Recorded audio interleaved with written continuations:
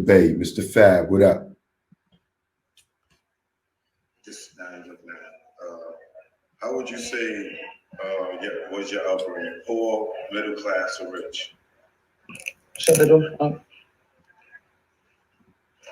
The way I was raised, growing up in Oakland, California, we were poor, but didn't realize we were poor. And why I say I didn't realize I was poor, because my mother did the extra to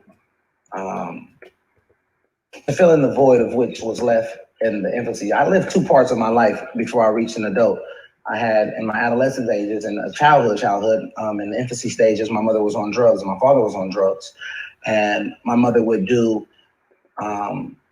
she would give her money to the dope man before she gave it, to take care of her family and provide for her family. Once my mother got clean, she made a vow to spoil me beyond measure, whatever she could do. So she would work 3-4 jobs to take away the reality that we were actually poor. And living in the buildings, living in Section 8 homes and things of that nature, you really didn't realize that you were poor, because when I looked up, I had everything that a child wanted. I had all of the brand new Jordans, I had the video game systems and things of that nature. But as you get about 16, 17, you begin to realize, wow, we really are poor. You start to analyze your neighborhood and doing an analytical dissectomy of your neighborhood. You start looking at it like, wow, my neighbor, this person's on drugs, and I'm in a real low income environment, and we actually are poor. But my mother did a great job of disguising it, and I'll forever honor her for that. Cool. Did you grow up in a single or co-parenting home? My father died. I grew up in a single mother home. My mother, a single parent home. My daddy died when I was 11 years old, 12 years old. He died to complications with HIV. And my mother did the best that she could of being a great mother, father. She married when I was around 13, and I have a wonderful stepfather that's still alive to this day, who was a blessing, because he took up a woman that had been going through a lot of things. He dealt with a lot with my mother. My mother was a hard act to follow, and she was someone who came with a lot of baggage. And he did a great job, man. He was and I credit him for that to this day. And you don't normally see a lot of people giving credit to their step parents because of, they're not their biological parents. And so the respect level is not always at the highest level, but I have nothing but the utmost respect for my stepfather, because here it is, a man who came in dealing with a woman that was recovering from drugs, and she had her demons, being very overprotective of her only child, where in many cases and scenarios, she would put me before him. And that's very challenging for a man to deal with when you're marrying a woman. So my mother put him through a lot of stuff, man, but he stayed there, he stayed firm, and he's a man's man. He told me the gift of getting up every day, of going to work. I never seen him not go to work. I'm talking about, this is a guy that worked every day, who didn't drink, who didn't smoke, who didn't have any vices, that was visible for a youth, a negative influence. And he was a great man.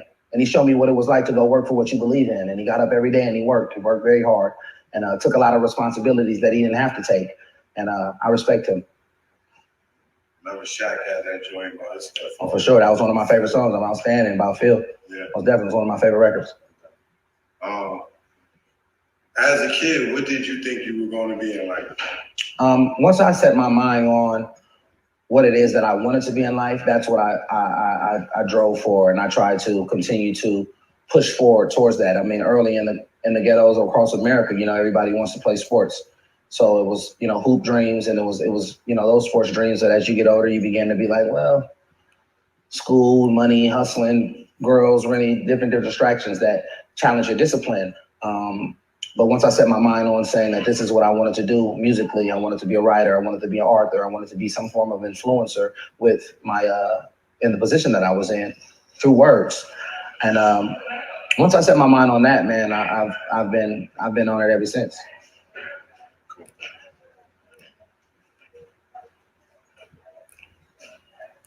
What would you say was your first career choice? My first career choice was basketball, but that was a dream.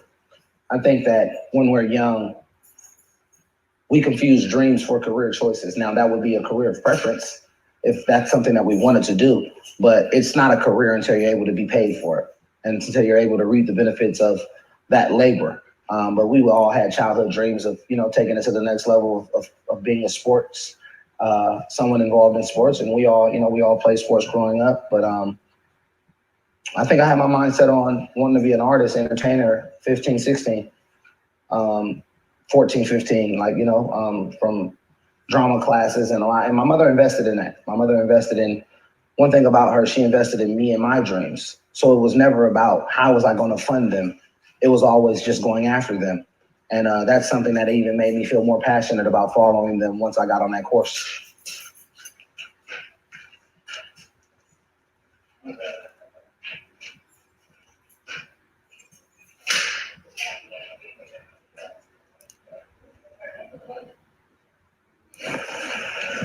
How far did you get in your education?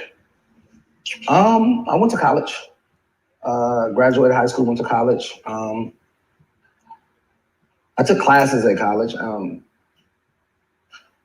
African American Studies minor, and then I did curriculum on my own of building from an education. You go through where we're from. We go through the Bay Area is the home of revolution. It's the home of people that challenge the status quo and the social digest and the social unjust. And many of us developed. We're children of Huey Newton. We're children of the Black Panther Party and other social groups that go against the reform of what's going on with the normal. So during those school times, I was like, well, I'm not going to go into the systematic form of curriculum. I'm going to create my own education of self-educated. You begin to dive into that. And so I stopped going to school, just picked up like personal studies, but I would study like I was in school. You know what I'm saying? I would study like I was in school. So I think a high school diploma with a lot of credits in college that I could finish if I feel like going back. On the sidebar, you said y'all from, school at UEP. Is that kind of the reason why it's not a strong gang presence in Oakland? Like y'all police your own, kind of because I'm sure it's white gangs here, but it's not heavy as it is other places. Well, there's no gangs here in Oakland. The gangs that people have known to understand, like when we talk about Bloods and Crips, right. Talk about, P-Stones, GDs, and things of that nature. There's none of that is here. Now we have blocks and hoods that have formed gang ties, and from a distance, it would look the same. It plays out in the same characteristics of gang members. And now with the culture of all of the young guys always gang, this gang, that, it can be confused for that. But you must understand in the infancy stages of the Bloods and Crips, they're offsprings of the Panthers. There were community organizations that were created in the curation to protect their communities and govern their own communities. So the offspring of the Bloods and Crips were from Black Panthers, and they stood for other things. It was like brothers against, it was certain different things. Like the original meaning of what Crips meant and what Bloods meant were about community reform, about Black men protecting and governing and policing their own communities. And so they're the offsprings of the Black Panthers. And from Huey Newton here to Bunchy Carter in LA, you see similarities in their movements, but the Bloods and Crips were never able to infiltrate here the politics of Oakland because of the strong Black Panther uprooted, socially conscious brothers that were here.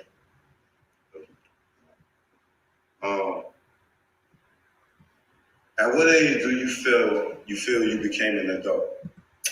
I didn't become an adult till my mother died.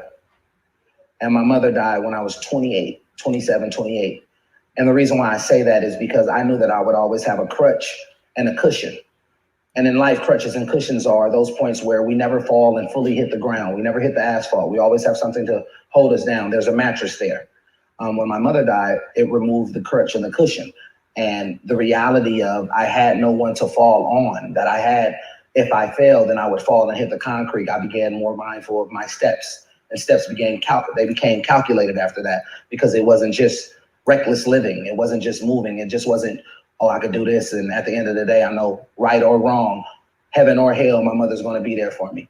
And when she died, that was removed from me. And that made me address adulthood like I had never addressed it before in life.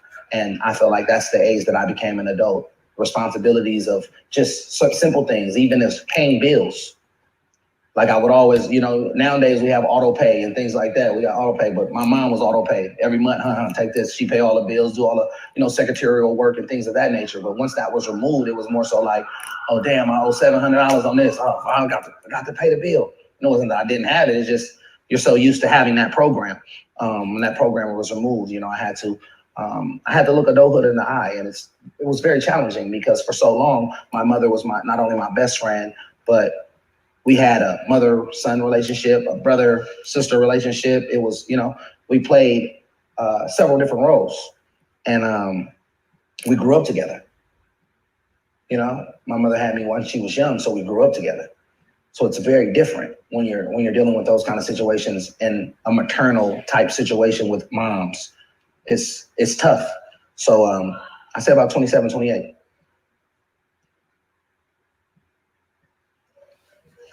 At what age were you when you made the career choice that most people know you for? 15 when I decided that rap was what it was that I wanted to do. What were the early struggles pursuing your career as an artist, and how did you overcome them? Well, early struggles are no different than in any other field of career of choice. You deal with the fear of climbing. Where we're from a city where people are